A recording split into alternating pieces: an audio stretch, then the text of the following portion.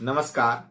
धनवान बने हम वर्कशॉप में मैं संजय कुमार निषाद एक बार फिर से आप सबका हार्दिक अभिनंदन करता हूं।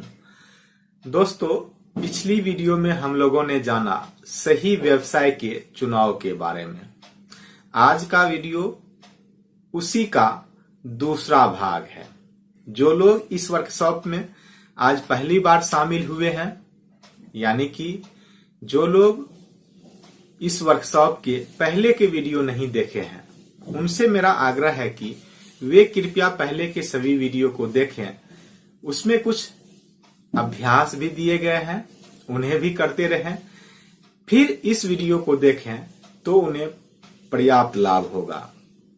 वे लोग जो पहले से ही धनवान हैं, या वे लोग जिनकी इच्छा धनवान बनने की नहीं है, या वे लोग जो YouTube पर या इस तरह के सोशल मीडिया पर केवल मनोरंजन के लिए वीडियो वगैरह देखते हैं, उनके लिए यह वर्कशॉप नहीं है। वे लोग चाहें तो अपने समय का सही सदुपयोग कर सकते हैं। तो आज का यह वीडियो जो सही व्यवसाय के चुनाव के बारे में ही है, शुरू करते हैं। दोस्तों, आप चाहे व्यवसाय बदलें या नहीं, लेकिन वर्तमान में आपकी जो क्रियाएं हैं वह उसी व्यवसाय से संबंधित होनी चाहिए जिस समय या जिस व्यवसाय में आप अभी कार्यरत हैं। यह पिछली वीडियो में भी कहा गया था कि चाहे आपकी इच्छा व्यवसाय बदलने की हो या जो आप काम कर रहे हैं उसे बदलने की हो, फिर भी आप अपना उस व्यवसाय या उस काम में सर्वश्रेष्ठ प्रदर्शन दें। यह जरूरी है। जो व्यवसाय आपका पहले से स्थापित है, उसमें आप क्रिएटिव कोई वर्क करके उस व्यवसाय में आप जा सकते हैं जहां आप जाना चाहते हैं, या जो व्यवसाय आप करना चाहते हैं। उसी तरह जो काम अभी आप कर रहे हैं उसमें अपना सर्वश्रेष्ठ प्रदर्शन देके आप उस काम में प्रवेश कर सकते हैं जो काम आप करना चाहते हैं।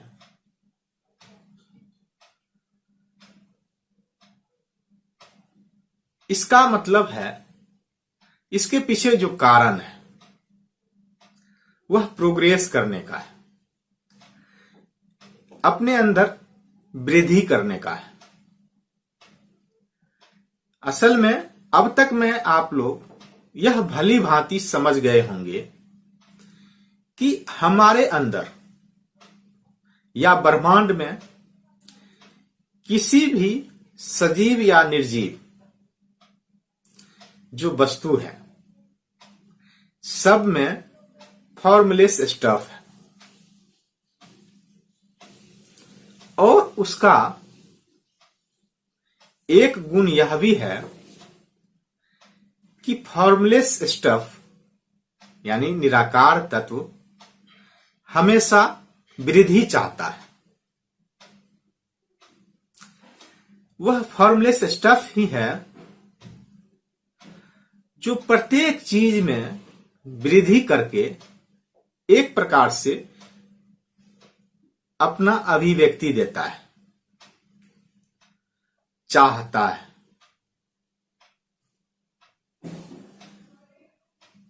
चाहे वह पेड़ पौधे हों या मनुष्य हों,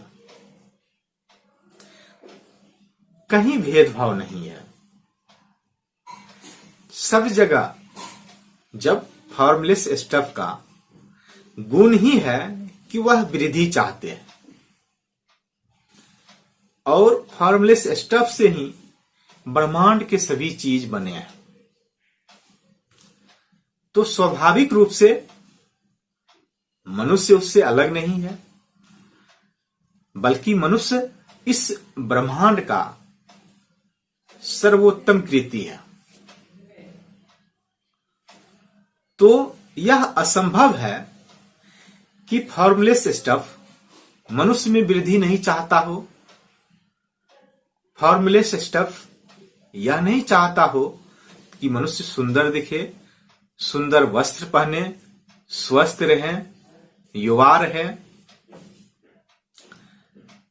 उनका आवास निवास बेहतरीन जगह पर हो, उसके पास अधिक ज्ञान हो और दिन प्रतिदिन मानव अधिक से अधिक आनंद का उपभोग करें, खोज करें। फॉर्मलेस स्टफ ऐसा नहीं होने के लिए कभी नहीं सोच सकता है, क्योंकि इस शरीर के द्वारा वही तो अभिव्यक्त होना चाहते हैं। कहने का मतलब उनकी चाहत तो है कि इस ब्रह्मांड में जो प्रत्येक जीव है वह वृद्धि करें सभी क्षेत्रों में। चूंकि मानव विचार कर सकता है, तो विचार तत्व मानव शरीर में अपने आप को अभिव्यक्त आसानी से कर सकता है। इसीलिए मनुष्य चाहे तो पृथ्वी पर सारे सुखों का उपभोग कर सकते हैं, और कुछ लोग करते भी हैं, इसमें भी कोई शक नहीं है। लेकिन नियम यह कहता है कि अगर सारे मनुष्य भी चाहेंगे, जितने ब्रह्मांड में लोग हैं वे सभी चाहें कि राजा की तरह जीवन व्यतीत कर सकें, तो वे कर सकते हैं, क्योंकि इस ब्रह्मांड में धन संपदा की कमी नहीं है। इस बात को इस वर्कशॉप के कई वीडियो में कहा गया है, और हम सबको चाहिए कि इस बात का ध्यान हमेशा रखें। किसी के लिए कोई कमी नहीं है, बशर्ते हमारी इच्छा हो उसे पाने की। पिछली वीडियो में यह भी कहा गया है कि जिनकी इच्छा कुछ बनने की है, कुछ बनाने की है या कुछ पाने की है, वे कर सकते हैं, वे बन सकते हैं, वे बना सकते हैं। उसके पास करने, बनने या बनाने की या पाने की शक्ति है। क्योंकि अगर उनके पास शक्ति नहीं होता तो वे कुछ पाने या बनने या बनाने की इच्छा ही नहीं करती।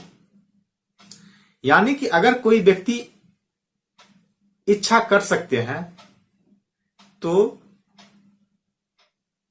उसके पास शक्ति है। इस बात को भी बिल्कुल रट लिया जाए।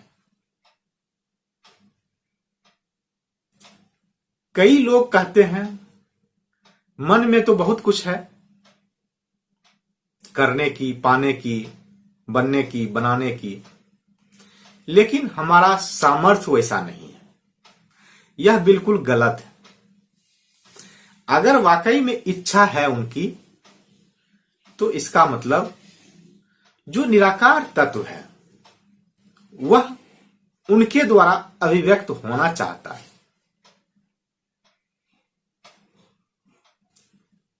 अगर किसी की इच्छा संगीत उत्पन्न करने की है,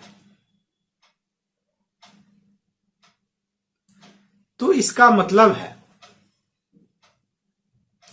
कि संगीत उनके अंदर है। निराकार तत्व संगीत के रूप में अभिव्यक्त होना चाहता है। हां, उसके पास वह शक्ति है कि वह संगीत सीख सकता है, और जो अपने अंदर संगीत है उसको अभिव्यक्त प्रदान कर सकता है। कुछ पाने की इच्छा है, इसका मतलब उसके अंदर शक्ति है। लेकिन अगर उस शक्ति को जागृत नहीं करें, दो कारण हो सकते हैं। या तो वह शक्ति उनके अंदर जागृत अवस्था में है या जागृत अवस्था में नहीं है।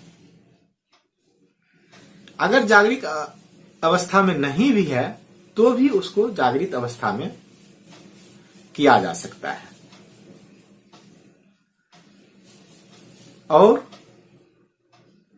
उसका उपयोग किया जा सकता है। कहने का मतलब, दुनिया का प्रत्येक मानव सामर्थ्यवान है, शक्तिशाली है, अगर वह इच्छा कर सकता है तो।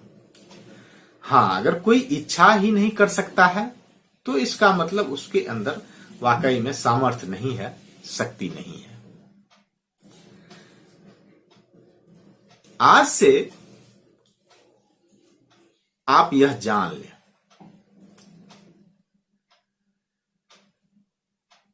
कि जो ब्रह्मांड में प्राणी है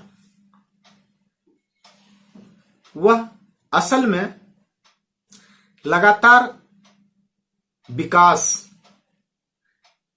विकास करने के लिए ही बने हैं। लगातार विकास, अगर लगातार विकास नहीं करते हैं तो उसे आप जीवित प्राणी नहीं कह सकते।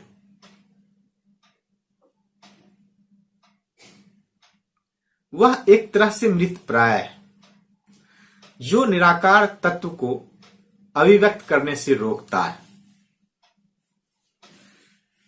असल में वह प्रकृति के अगेंस्ट है,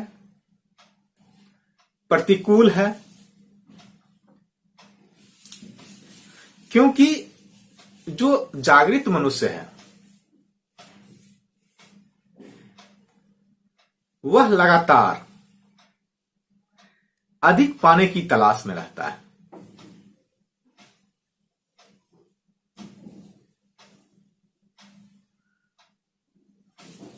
जो जागृत मनुष्य है या जो जीवित मनुष्य है वह लगातार अधिक पाने की तलाश में रहता है, और रहना चाहिए भी। धन संपत्ति की इच्छा रखना कोई पाप नहीं है, कोई निंदनीय बात भी नहीं है। हालांकि अगर आप भारतीय समाज का अवलोकन करें, जो लोग धनवान हैं उनकी सोसाइटी, उनकी सभ्यता, उनका जो विचार है वह बिल्कुल अलग है उस समाज से, उस सोसाइटी से जिसके पास धन का अभाव है। और जिसके पास धन का अभाव है उनका क्रियाकलाप भी उसी तरह का होता है। उनके गुरु और उपदेशक, धार्मिक उपदेशक भी उसी प्रकार के होते हैं।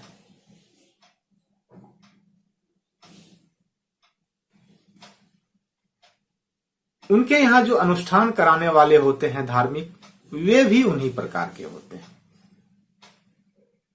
जो यह मानते हैं कि धन का लोभ नहीं करना चाहिए, लोभ करना पाप है।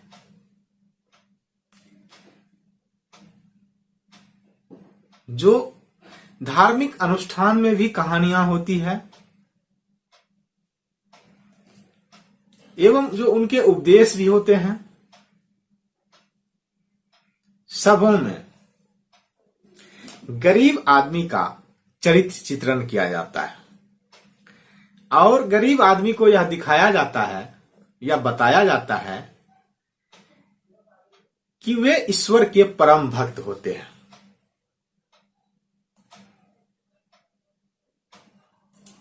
यह कुछ नहीं है, एक अज्ञानता का परिणाम है। जबकि कई वीडियो में, इस वर्कशॉप में कई बार बताया जा चुका है कि धन के बिना हम निराकार तत्व तक नहीं पहुंच सकते या अपने जीवन को खुश नहीं कर सकते। जीवन को खुश करने के लिए धन दौलत का होना बहुत जरूरी है। लेकिन कुछ लोग धन का लालच नहीं करने के लिए लोगों को कहते हैं। हाँ, लालच नहीं करना चाहिए, लोभ नहीं करना चाहिए, लेकिन धन की इच्छा अवश्य करनी चाहिए और धन पाने की प्रयास हमेशा तो करना ही चाहिए, क्योंकि वह जीवन में वृद्धि देता है। वही तो हमारे जीवन को एक स्टेज से दूसरे स्टेज तक ले जाता है। धन के बिना या बिना लक्ष्य के, लक्ष्य विहीन लोग असल में मृत प्राय हैं।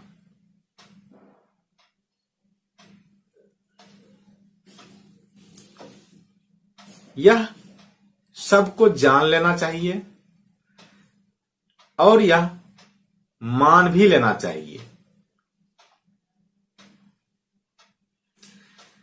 सुख सुविधा की अपेक्षा करना या इच्छा करना और उसे पाना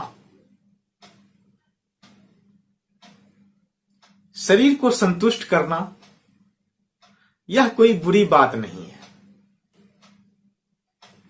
इसीलिए तो यह शरीर मिला है कि जो प्राकृतिक चीज है, जो आनंद है, उसका अधिक से अधिक हम लोग उपभोग कर सकें,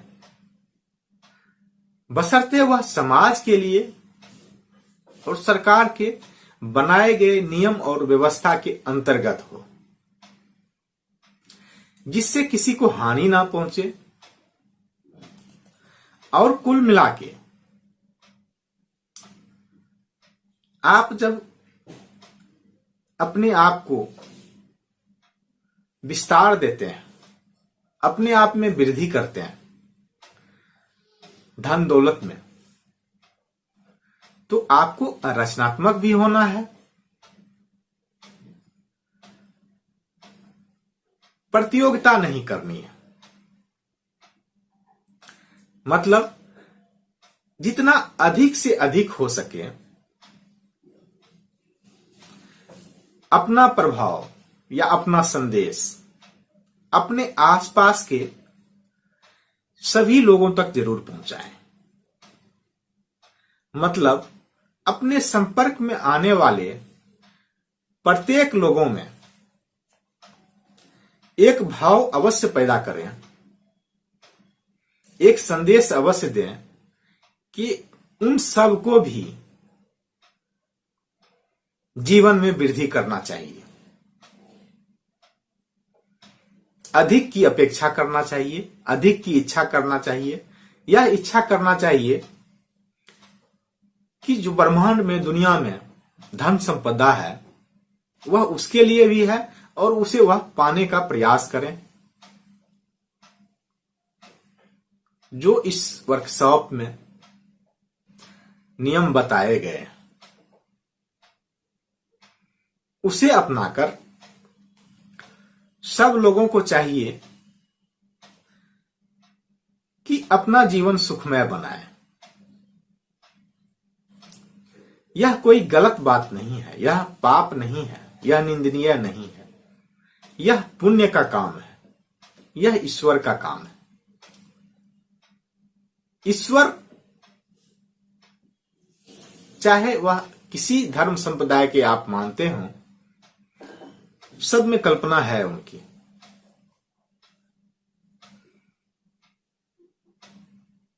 उनकी यही चाहत है कि हम सब रोज अधिक से अधिक सुख का उपभोग करें, क्योंकि हम सब के द्वारा ही वे अपने आप को अभिव्यक्त करते हैं। आपके पास जो भी आए उसे यह संदेश आप अवश्य दें। यह कोई गुप्त रहस्य भी नहीं होना चाहिए।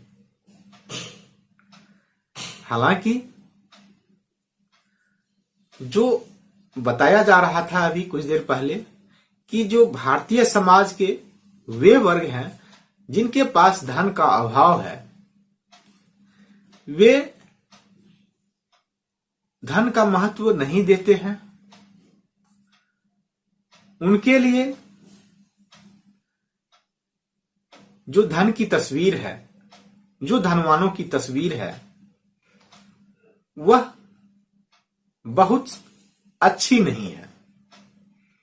यहां तक भी सही है, लेकिन वे लोग धन संबंधी बातें भी नहीं करना चाहते हैं। वे धनवान बनने की चाहत नहीं रखते हैं, यह भी अलग बात है, लेकिन धन संबंधी बात वे लोग नहीं करते हैं। उन्हें ऐसा लगता है कि इस विषय पर चर्चा नहीं होनी चाहिए। जैसे कोई गुप्त रोग के रोगी समाज में अपने रोग के बारे में चर्चा नहीं करते, वैसे ही जो धन के अभाव में रहते हैं वे धन पर खुलकर चर्चा नहीं करते। वे कभी चर्चा नहीं करेंगे कि पर्याप्त मात्रा में धन कैसे अर्जित किया जाए, वो नहीं करेंगे, करते भी नहीं है। यह गलत है। अगर आप धनवान बनने की राह में हैं और आप इन सब चीजों को समझ रहे हैं, तो आपके तरफ से ब्रह्मांड को यह एक संदेश जाना चाहिए कि आप चाह रहे हैं आपके आसपास के लोग भी धनवान बने। इस तरह से आपका व्यवहार हो, इस तरह से आपकी विचार भी हो सकता है आप किसी व्यवसाय में हो, तो जब भी कोई व्यक्ति आपसे व्यावसायिक संबंध बनाए, कोई भी विनिमय हो, तो उसमें हमेशा प्रयास होना चाहिए कि कैश वैल्यू से अधिक यूज वैल्यू दें। यह पहले के वीडियो में भी बताया गया है और इसे आप नोट कर लें कि अगर आप व्यवसाय में हैं तो आपको यह प्रयास करना चाहिए। आपके व्यापार का यह हिस्सा होना चाहिए। कैश वैल्यू से अधिक आप दूसरे को यूज वैल्यू दें। आप कई बार देखे होंगे एक ही जगह पर दो व्यवसायी हैं, दो दुकान है जो एक ही तरह की वस्तुओं का व्यापार करते हैं, और एक दुकान पे हमेशा भीड़ लगी रहती है, दूसरे दुकानदार ग्राहकों के बाट देखते रहते हैं। उसका यही कारण है, एक यूज वैल्यू ज्यादा देते हैं। हो सकता है उसका कस्टमर सपोर्ट बढ़िया हो, उसका ग्रीवियांस का सिस्टम मैनेजमेंट जो है वह बहुत अच्छा हो, उसका डिलीवरी सिस्टम बहुत अच्छा हो,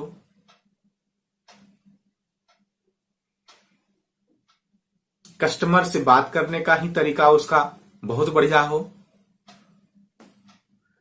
आप छोटी छोटी बातों पर ध्यान देकर अपने जीवन में आशातीत परिवर्तन कर सकते हैं, व्यापार हो बहुत बढ़ा सकते हैं। कई लोग जो गरीब होते हैं, जिसके पास धन नहीं है, उनका मानना होता है कि जो बिजनेस है या जो व्यापार है वह धन से चलता है। व्यापार कभी धन से नहीं चलता। मतलब अगर आपके पास धन हो तभी आप व्यापार स्थापित कर सकते हैं, ऐसी बात नहीं है। व्यापार करने के लिए विचार और व्यवहार की आवश्यकता होती है, धन की नहीं। अगर विचार है और व्यवहार है, व्यवहार मतलब सही व्यवहार है, तो आप व्यापार कर सकते हैं। यह मायने नहीं रखता आपके पास धन है या नहीं है।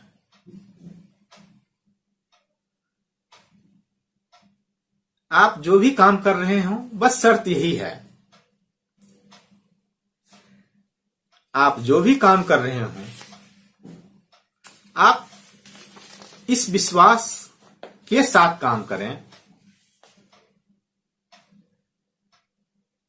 कि आप उन्नति कर रहे हैं, यानी विकास करने जा रहे हैं, और आपके साथ जो भी आएंगे आप उसे भी विकास करने का अवसर प्रदान करेंगे। यह विचार हो आपका और यह व्यवहार में बदल जाए।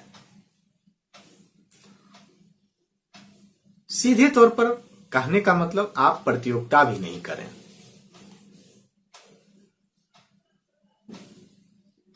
आप अपने आप को इस तरह से महसूस करें कि आप धनवान बन रहे हैं।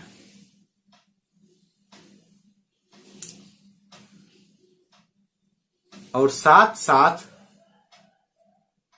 आप दूसरे लोगों को भी धनवान बना रहे हैं। जब आप महसूस करते हैं, जब आप प्रसन्न रहने के लिए प्रसन्नता महसूस करते हैं, तो आप वाकई में खुश हो जाते हैं। यह कई बार आप देखे होंगे। जो मन में भाव आता है, जो विचार आता है, हमारे शरीर की प्रतिक्रिया भी उसी तरह का होता है।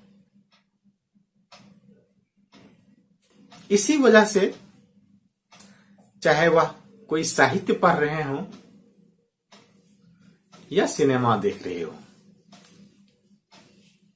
अगर कोई दृश्य मनमोहक होता है, हम लोग मनमुग्ध हो जाते हैं, हमें बहुत अच्छा लगता है, पढ़ के भी देख के भी। उसी तरह जो कोई डरावनी घटना की वर्णन है या घटना दिखाया जाता है, उसे देख के डर भी जाते हैं।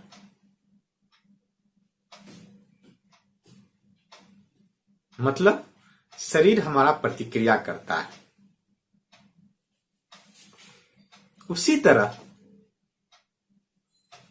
अगर आप अपने आप को धनवान महसूस करें तो शरीर प्रतिक्रिया देगा। हो सकता है वह तुरंत नहीं दे, यह संभव है, लेकिन इस संभावना से इनकार नहीं कर सकते हैं कि अगर हम महसूस करेंगे आज न कल निराकार तत्व द्वारा धन संपत्ति को हमारे ओर भेजा जाएगा। यह बात पहले भी बताई जा चुकी है, लेकिन वहां एक शर्त है कि हमें उस धन संपदा को पाने लायक बनना होगा। कई बार यह होता है हमारी इच्छा के अनुरूप धन संपदा हमारी ओर आती तो है, लेकिन उसे पाने लायक, उसे ग्रहण करने लायक या उसे रखने लायक हम नहीं होते हैं, इसीलिए वह हमें नहीं मिल पाता है।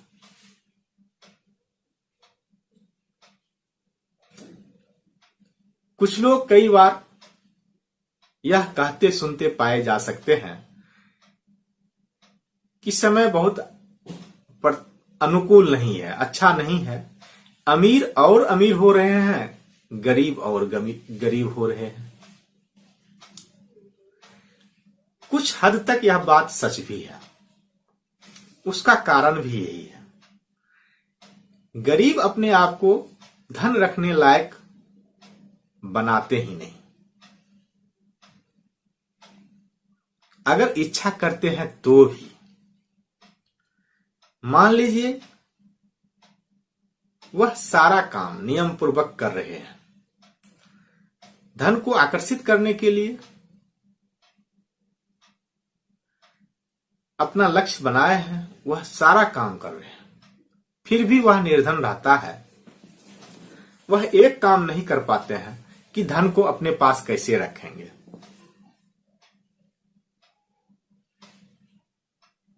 यह भी बताया गया है उसे रखने योग्य या पाने योग्य बनने के लिए आपको कृतज्ञ होना पड़ेगा, आपको आभार व्यक्त करना पड़ेगा। उसके बाद कुछ चीज अपने आप होते रहेगा, आपको उस पर ध्यान नहीं देना है। जो करने के लिए कहा गया है वह करते रहिए। परिणाम कैसे आता है, क्यों आता है, कहां से आता है, ना तो इसकी कभी चिंता कीजिए, न इसे जानने का प्रयास कीजिए।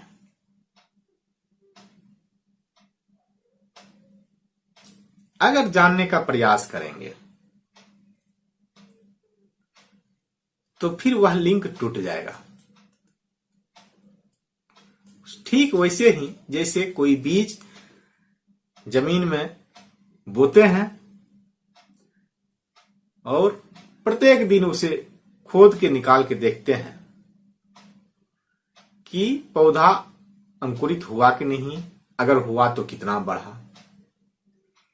फिर आज आप समझ सकते हैं कि उसका परिणाम क्या होगा।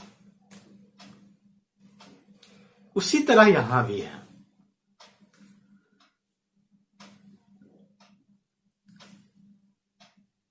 संदेह नहीं करना है,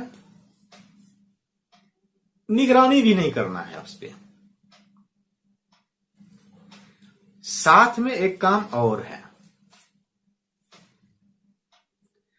जब आप सफलता की राह पर हो, थोड़ी बहुत सफलता मिल रही है किसी भी क्षेत्र में, आपको घमंड नहीं करना है।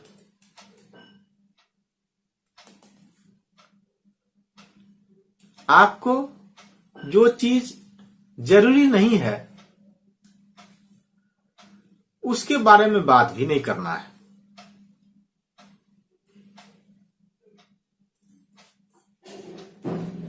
आपको सिर्फ विश्वास करना है। जिसका किसी पर सच्चा विश्वास होता है वह अपनी प्रशंसा, लोग घमंड इसीलिए करते हैं कि कोई उसकी प्रशंसा करे।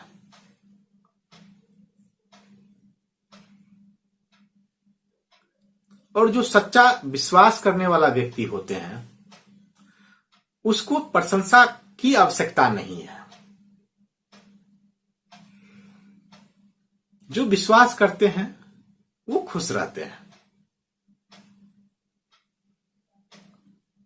इसीलिए कई बार देखे होंगे जो आस्थावान व्यक्ति है, चाहे वह खूब दौलत वाले हो, धनवान हो या धनवान नहीं भी हो, खुश बहुत रहते हैं। विश्वास का एक फल यह है। इसीलिए कुछ धार्मिक लोग यही उपदेश देते हैं कि संतोष करना चाहिए। संतोष से परम सुख मिलता है। असल में संतोष से परम सुख नहीं मिलता है। उसे धीरे धीरे इस तरह से कंडीशन कर दिया जाता है कि उसे विश्वास होने लगता है। वह विश्वास के कारण खुश है, संतोष के कारण खुश नहीं है। तो अगर आप में सच्चा विश्वास है, कोई आपकी प्रशंसा करे या ना करे उससे मतलब नहीं है। जब उससे मतलब ही नहीं है तो आप घमंड नहीं करेंगे। असल में जो घमंडी व्यक्ति होते हैं उसके अंदर कहीं ना कहीं डर बना हुआ रहता है, संदेह भी रहता है।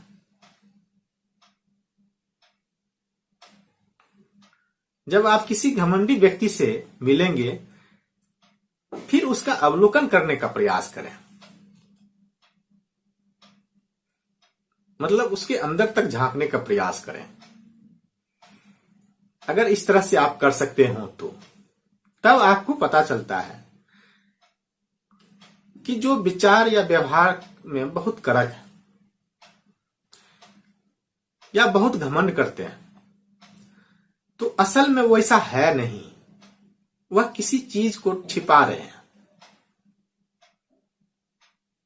ढक रहे हैं उसे।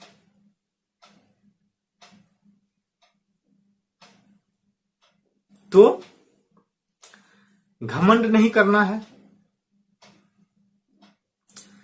आप जो भी काम कर रहे हैं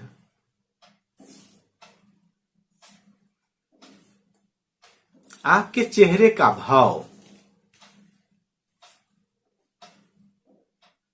इस तरह का हो कि आपको भी लगे और दूसरे को भी लगे कि आप कोई महान कार्य कर रहे हैं, आप धनवान बन रहे हैं। बल्कि इससे एक स्टेप आगे बढ़े। आपका हाव भाव ऐसा होना चाहिए कि आप धनवान बन चुके हैं।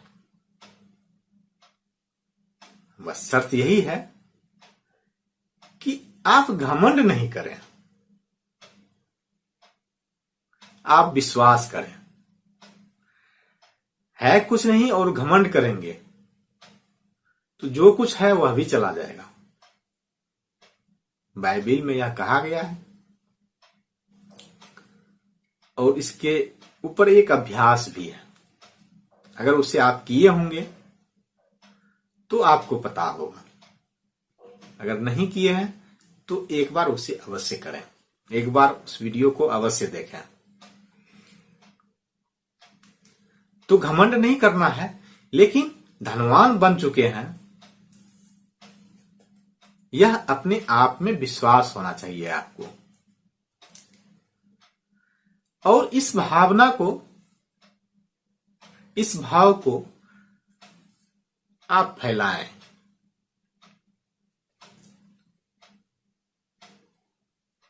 इससे क्या होगा, जो वृद्धि का भाव है वह वृद्धि को आकर्षित करेगा। बस शर्त यही है, आपको डिंग नहीं हाँकना है कि हम बहुत अमीर बन रहे हैं, धनवान बन रहे हैं। यह बोलने की भी आवश्यकता नहीं है। आप में अगर वह विश्वास है, भाव है,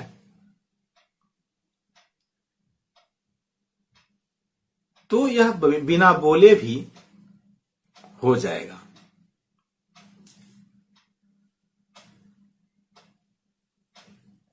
अगर इस तरह से आप दूसरे लोगों को भी प्रभावित करते हैं और उसको भी अपना पार्टनर बना के उसको प्रगति के राह पर लेकर चलते हैं,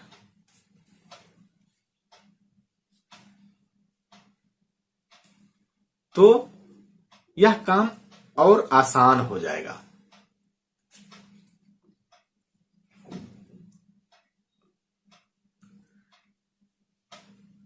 आसान भी होगा और जल्दी भी हो जाएगा। अगर आप ऐसा कर रहे हैं और ऐसा करके आप गौरव महसूस कर रहे हैं,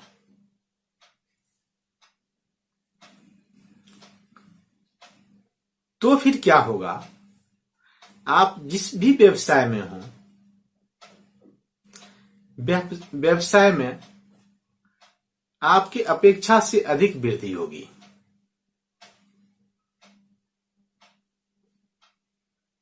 आप जो चाहेंगे वह मिलेगा। यहां तक कि अगर आप व्यवसाय बदलना चाहते हैं तो आपके पास वह पर्याप्त सुविधा और अवसर मिलेगा कि ताकि आप अपने व्यवसाय को बदल लें।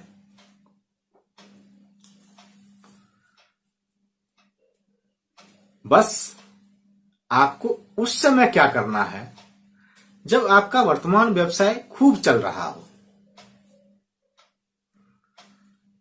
आपको उस चीज की या उस व्यवसाय की जो आप पाना चाहते हैं उसकी मानसिक तस्वीर बनाना है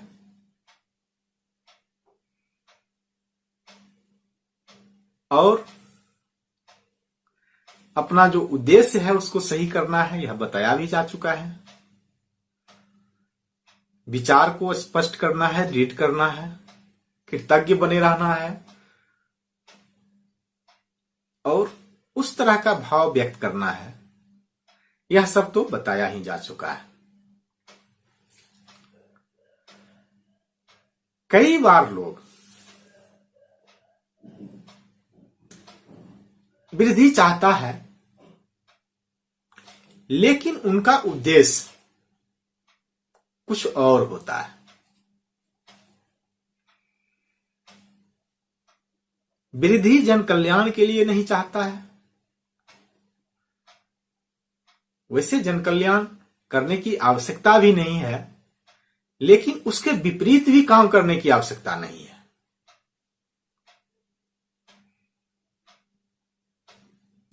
लेकिन कुछ लोग जो धनवान बनना चाहते हैं उनका उद्देश्य यही होता है। असल में वह शक्ति चाहते हैं, ऐसा शक्ति जिससे लोगों या लोगों के समूह को काबू में रखा जाए, काबू में किया जाए, लोग उनका डर के कारण गुणगान करें। असल में जो विकृत मानसिकता के लोग होते हैं या जिसका मस्तिष्क अर्ध विकसित है,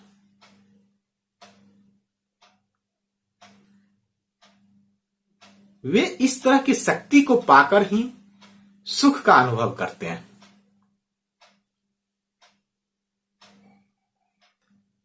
ऐसा भी नहीं कि यह छोटे स्तर पर होता है।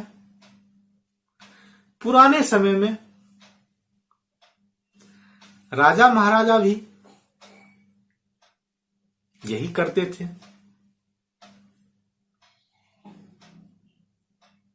उनका जो वृद्धि का उद्देश्य होता था, दूसरे राज्य को हड़प ले, जबकि उनके पास जितना राज्य था या होता था, उसमें भी उसका गुजारा भली भांति चलता था। लेकिन सिर्फ लोगों को डराने के लिए या अपने शक्ति का प्रदर्शन करने के लिए पड़ोसी राज्य पर हमला करते थे। स्वाभाविक रूप से जब युद्ध होता था तो उसमें जान माल के अलावा और किसी चीज की क्षति नहीं होती थी। हजारों लाखों की संख्या में लोग मारे जाते थे, जबकि उस उद्देश्य से उसे आत्मिक संतुष्टि नहीं मिलती थी। लेकिन यह कहा जा सकता है कि यह उनके मानसिक विकृति का दुष्परिणाम था। आज भी आप कुछ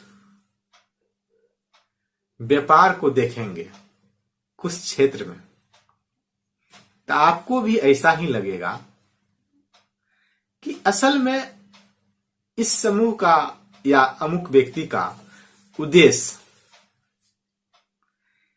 जीवन में वृद्धि करना नहीं है। वह चाहते हैं कि लोग उनका लोहा माने, उसका दबदबा हो शासन पर, प्रशासन पर और आम जनता पर। उसके व्यापार का उद्देश्य भी यही होता है।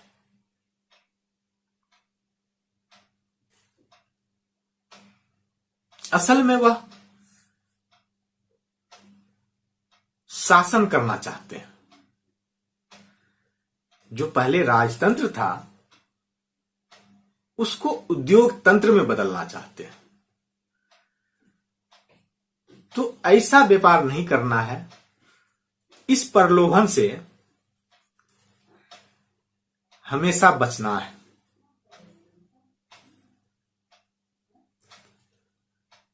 आपको मालिक बनने का लालच या प्रलोभन मन में नहीं रखना है। धनवान बनना है, मालिक बनकर नहीं, दूसरे को और धनवान बनाकर।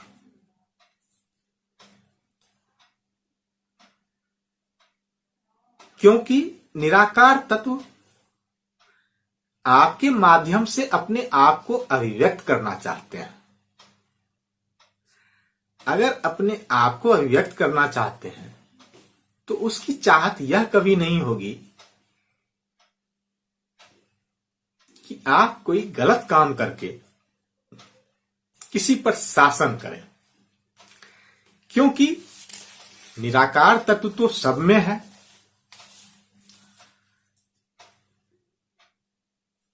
ऐसा कोई वस्तु नहीं है सजीव, निर्जीव या खाली जगह, जो खाली जगह दिखता है, निराकार तत्व तो वहां भर जाता है।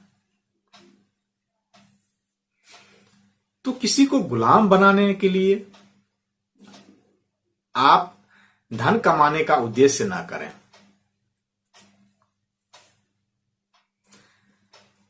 दूसरे पर प्रभुता स्थापित करने के लिए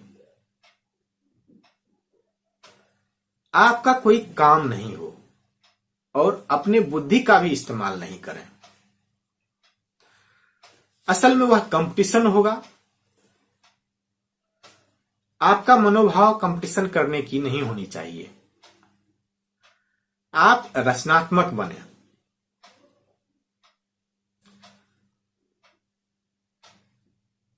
धनवान बनने के लिए आप में रचनात्मक प्रवृत्ति होना है। कंपटीशन करके धनवान नहीं बनना है।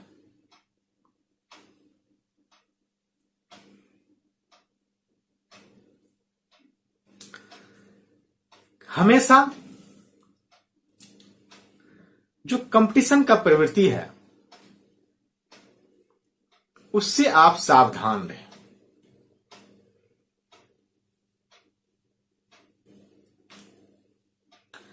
क्योंकि अगर कंपटीशन का प्रवृत्ति होता है तो लोगों के मन में यह इच्छा होती है अपने साथ वाले लोगों पर भी शासन करें, चाहे वह सहयोगी हो या कोई साथी हो। मन में यही होता है या मन की इच्छा होती है उस पर भी शासन करें। इसीलिए कंपटीशन की भावना से आप दूर रहें। याद रखें, जो आप अपने लिए चाहते हैं वही आप सबके लिए चाहें, फिर कंपटीशन नहीं होगा, क्रिएशन होगा।